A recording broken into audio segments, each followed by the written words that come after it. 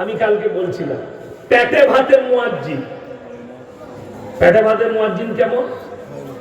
বয়স হয়ে গেছে, ও কোন রকম মসজিদে ঝাড়ুটা লাগায় দিয়ে কোন রকম মাইকটা চালু করে আজান দেয়, আজান দিচ্ছে আল্লাহু আকবার আল্লাহ, বুঝে বলো মুফতি সাহেব খেপে যাবে, মালটা কোথা থেকে এলো?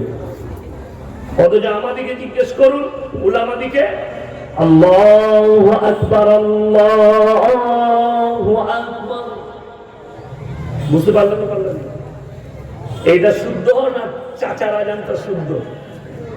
ফজরের সময় মাদ্রাসার তালবির আজান দিচ্ছে আসসালাতু খায়রুম মিনান নাওম, আর চাচা আজান দিচ্ছে আসসালাতু খায়রুম মিনান নাওম। শালা খায়রুম কোথায় পেলিবে? খায়রুম জিজ্ঞেস করুন, আমরা খেপে যাই। মাদ্রাসার তালবির ইলমের আজান, মাদ্রাসায় আজান হচ্ছে আর মুয়াজ্জিন এখানে, এটা পেটে ভাতে, পেটে ভাতে। তো যেমন রূপ তেমন ফেরেশতা। আমার বর্ধমান জেলা, আমি মুর্শিদাবাদের কথা বলবো, দমকল খুব ভালো জায়গা। আমার বর্ধমান জেলায় এই পৌষ মাস আসছে, কার্তিক অঘ্রান পৌষ, অনেক মসজিদে ইমাম সাহেব মাইকটা ল্যাপের ভেতরে নিয়ে শোয়, কেউ নামাজ পড়তে আসে না, ওই শুয়ে উ আজান দিয়ে উ ঘুমিয়ে যায়। এটা আমি বাস্তব বলছি, মিথ্যা বানানো গল্প বলি না।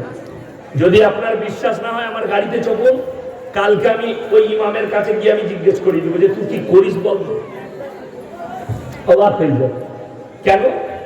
মানুষের অনীহা।